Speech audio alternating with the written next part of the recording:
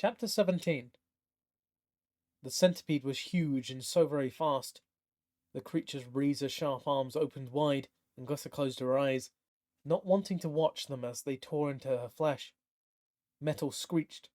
A whoosh of air rushed over the elf's hair, followed by a shower of foul-smelling swamp water that stung her face. Glissa opened her eyes. She was still alive? The centipede's open arms had crashed into the walkway, burying themselves up to the elbow. The floor had kept the blades from scissoring on top of her, but now the bulk of the creature's body was on top of her, squeezing her life away. The centipede's great bulk threatened to pop Glissa like a grape. Her chest was restricted, and her arms were pinned to the ground. She couldn't breathe, except in quick, short breaths, and she could feel all the blood in her body being pressed into her head.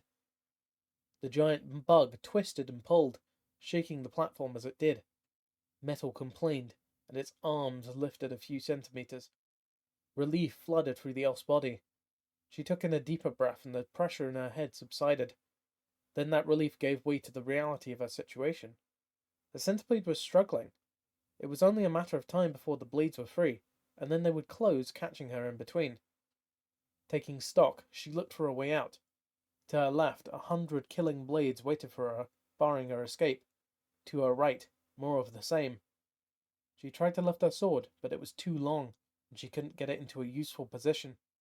And even if she could, what good would it do against such a creature? The floor heaved again, and the centipede lifted another 6 inches, releasing her enough to pull her arms to her chest. Still she was trapped. One more good heave, and the centipede and its scissoring arms would be free of the platform, ready to cut her into little bite-sized chunks. A rhythmic tinkling sound like the set of wind chimes rang through the confined space between the centipede's chest and the floor. The shards of metal cascaded over Glissa, and a huge hand reached in and grabbed her by the shoulder. "Time to go," said Bosh. Though part of him was becoming fleshy, his feet were still metal, and he'd kicked through 24 of the centipede's razor-sharp arms. "I couldn't agree more," replied Glissa. With Bosh's help, she pushed the ground, sliding out from under the big bug. Free of her prison, Glissa got to her feet and ran. Bosh right beside her. Behind them, Glissa could hear the walkway complain as the centipede heaved again. Metal shrieked, and the creature let out a high-pitched squeal. The elf didn't know what it meant, but she was pretty sure it wasn't good. Up ahead, Slowbad was waiting in the opening between the pipes, but he was distracted by something. His eyes were glued to the ceiling, and he was wringing his hands. Glissa followed his gaze. Oh no. There, seemingly stuck in the hole Bosh had punched through the pipe in the ceiling, hung Al-Hayat. His back legs were tangled up, his front paws flailed, and his whole body swung with each swing.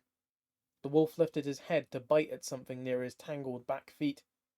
Back and forth he went, and Glissa watched, unable to do anything for her friend. Al-Hayat caught whatever it was that he'd been trying to reach, and the wolf slipped free, plunging towards the underground lake. "Bosh!" shouted Glissa. "We've got to keep that centipede busy long enough for Al-Hayat to get out of the lake." "How?" She stopped running and turned to face the golem. "We keep its attention focused on us." Over Bosh's shoulder, Glissa could see the centipede had retreated a bit. It followed her and the golem with its beady eyes, but it hadn't given immediate chase. Perhaps Bosh's attack had been more damaging than it appeared. Glissa could clearly see the blank spot on the creature's left side, where it was now missing several of its limbs. Still, in the grand scheme, the damaged blades were only a tiny fraction of the centipede's legs. It still had hundreds, if not thousands, more. Its attention wholly on the elf and the golem, the big bug clearly hadn't seen the falling wolf, and this gave Glissa a small amount of confidence. "Hey, Bugface!" she shouted, waving her hands over her head. "We're over here, a tasty meal, just the way you like it." Bosh stopped beside her and turned. "Do you really think it's a good idea to taunt such a creature?" "It's not chasing us." The centipede stared at her, unmoving. No, it was moving. As she looked at it again, Glissa realized that the creature was rising higher from the water. Its head rose farther into the air, and its body just kept coming and coming, no end in sight. No wonder it's not chasing us. It doesn't have to, she said, gripping the hilt of her sword tight in her hand. It can reach us from anywhere. As if the centipede heard the elf's words, it reared its head back and flung itself at the pair. Jump! Shouted the elf. Both she and the golem leaped into the lake. Gus's head dropped below the surface, and she could feel the dull thud of the centipede's head impacting the walkway. Blindly, she swam back towards the edge of the lake, staying underwater the whole way. The Treek was going to be surfacing without coming up underneath the bug's scissoring arms. There was very little more she could do other than guess. When her hand reached the edge, she slid 2 full arm lengths to her right, then poked the tip of her sword from the water. It hit nothing, and she lifted her head. She'd guessed right. The creature had impacted the walkway just to the left. Its giant head lay in an indentation its smashing attack had made, and it struggled again to free itself. Tossing her sword up to the shore, Glissa took the opportunity to pull herself from the water. It was a struggle. She was tired now, and even breathing seemed like a tremendous effort. Finally, she got out and onto her feet. Picking up her sword, she scooted along the wall, keeping her back to the pipes. The centipede, so busy pulling its head out, didn't immediately notice her, and she rested against the wall, scanning the water for Al-Hayat. The last time she looked, he'd been falling. She hadn't seen him land, but she knew it would be near where she saw Slowbad land. And sure enough, she spotted the wolf in the middle of the lake, dog paddling towards her.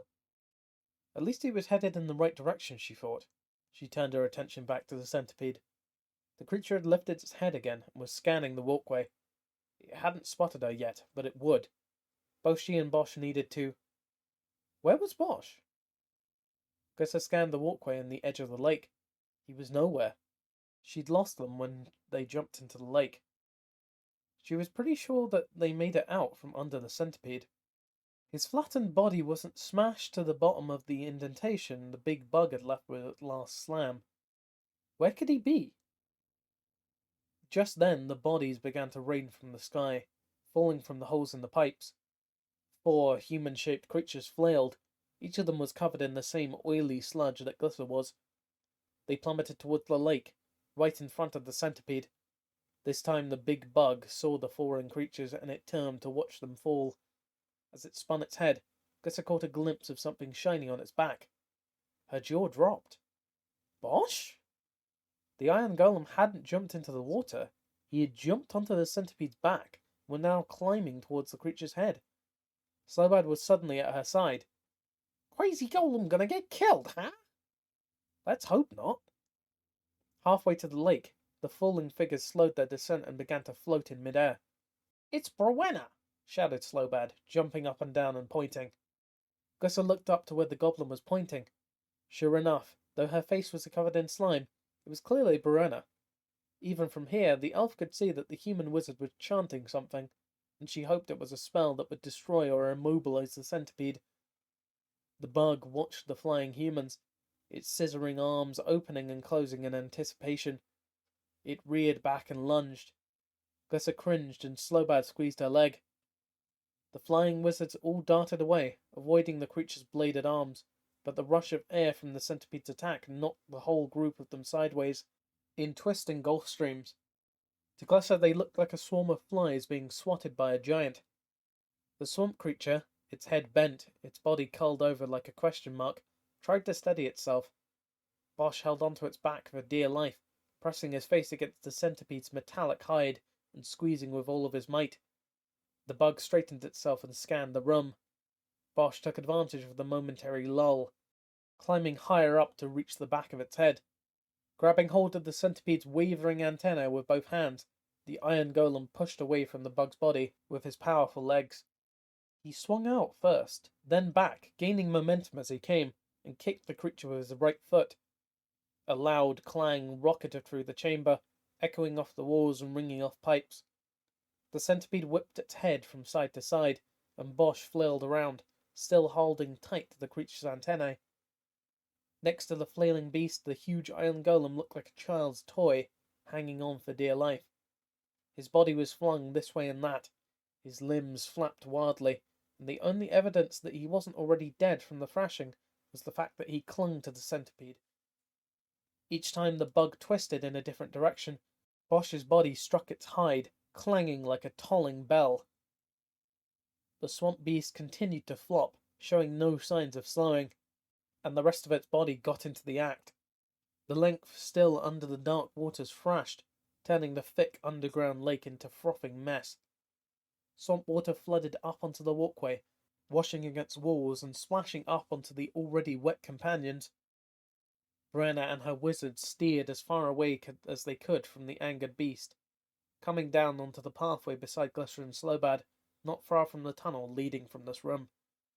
"We must flee," said the human wizard as she came into earshot of Glissa. Glissa nodded.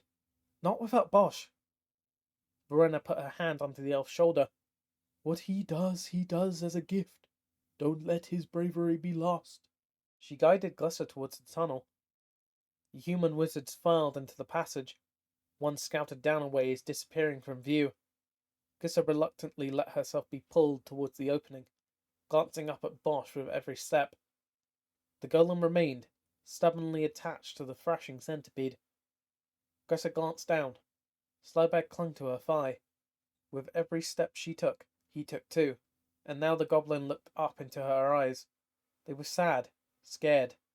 He looked like he felt. Reaching down, she grabbed hold of the goblin's hand. She expected him to say something, but all she got was a tight squeeze. He knew what was going through her mind. It was going through him as well, and there was no need to say the words. The elf and goblin crossed into the tunnel. As the lip of the ceiling came over them, they ducked down, not wanting to look away from their friend. "We must go. The sooner we get what we have come for, the sooner we can face Memnarch." Glissa didn't budge. "Bosh would want you to go." The elf looked down at the goblin. He shook his head. "No," she said. "No, he wouldn't." Squeezing Slowbad's hand, she broke away from Brenna's grasp. "Come on. Let's go save Bosh." Glissa bolted back from the tunnel and back into the chamber. Slowbad ran right beside her. High above, their friend clung to the thrashing centipede. "How will we get him off, huh?" asked the goblin. Glissa shook her head, looking around the room. She searched for something, anything that she could use to help her. Halfway up the wall, near the side of the lake closest to Bosh and the centipede, she found what she was searching for. Grabbing Slowbad's shoulder, she pointed. "You see that?" Slowbad narrowed his eyes. "What?" "The joint. The big round thing with the seam in it." She shook her hand as she pointed. "No." "There, halfway up. The silvery bend. Can't you see it?"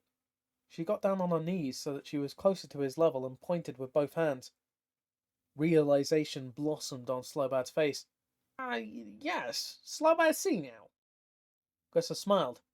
"If I can get you up there, can you take it apart?" Now it was the goblin's turn to smile. "Slowbad can take anything apart, huh?"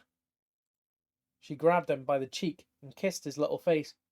"That's why I love you." She then stood up, lifting Slowbad under her arms. "Hey," he said. "Goblins not toys, huh? Right up here." He climbed under her armpit and onto her back, wrapping his arms around her shoulders. Glissa nodded and began reciting the words to a spell. Relaxing the muscles along her spine, she opened herself up to the powers of green mana. Here, deep in the dross, there was little of the arcane energies that she sought. But the spell she was about to cast needed very little, and she could improvise with what was abundant here, in the stronghold of darkness. Gathering to her the power she needed, Glissa began to form the framework of her spell. It was an incantation many of the forest elves were taught when they were very, very young. Useful in many different situations, this one being no exception. When the words were spoken, and all the pieces in place, Glissa focused her attention on the pipes in the ceiling near the coupling and let the spell loose. Long, stringy white strands of sticky silk shot from her fingertips, reaching high into the air. As they flew, they spread out, expanding like fingers, reaching to grasp hold of the ceiling. Squeezing hold of her silk, Glissa and Slowbad were lifted from the ground, propelled towards the wall by the web the elf had spun. The first moment was most exhilarating. Having been jerked from the floor, The pair accelerated and everything became a blur. As they continued upwards, the chamber again came into focus, and Glissa turned to check on Bosh. In the time it had taken the elf to cast her spell, the centipede had slowed its thrashing, and the iron golem had come to a rest again against the great creature's back. "Uh-oh, it see us, huh?" said Slowbad from her back. Glissa shivered. It was true. The centipede was watching her and the goblin as they sped towards the wall. With lightning speed, the bug lunged, snapping its razor arms together, trying to catch the soaring elf. Glissa twisted in midair. There was nothing she could do to control her flight. All she could do was cling tightly to the strand of webby silk. The creature moved in on them, rustling the air, and pushing before it the foul stench of the underground lake. Glissa's hair whipped around, and the unnatural breeze whistled as it whipped through the metal on her shins. The centipede's closing arms reached out, grasping for the elf and the goblin. Metal closed down on metal, missing flesh but slicing right through the magical web and sending the pair spinning towards the wall. The room whirled, and Slowbad's grip tightened around Glissa's shoulders. Closing her eyes, the elf quickly ran through the words to another spell. It was all she had, and she wasn't even sure it would work, but she forced as much power into it as she could. The final word spoken, Glissa let loose. Strands of wire that looked like leafy green vines sprouted from her hands and feet. Slowbird gasped and giggled. "Hey," he said, letting go of her with one hand. "Stop! Tickles, huh?" Glissa ignored him. As they spun, falling back towards the floor, she grabbed hold of the wires with both hands, whipping them around like a lasso. The elf flung them towards the wall with all of her might. It was her only chance, and she took it. The wires clanked as they collided with the tubes, slapping around and spanking off the slippery, slime-covered metal. "Damn!" shouted the elf. The vines trailed down the wall as the pair fell, slapping and flapping the whole way. Then one of them got stuck in between two of the pipes, and it jammed. The other end of the cable attached to Glissa's foot pulled tight, and the goblin and the elf were flipped over, upside down and flung sideways as their descent was stopped by the wire. The pair swung out over the lake, suspended upside down by Glissa's magical vine. All the blood in her body ran down into her head, and she struggled to recover from the sudden stop. "You okay?" she asked Slowbad. "Yeah," replied the goblin, though his words seemed laboured. Reaching the end of their swing, the vine brought the two back towards the wall. Glissa squeezed her gut and leaned into the vine, trying to accentuate their swinging.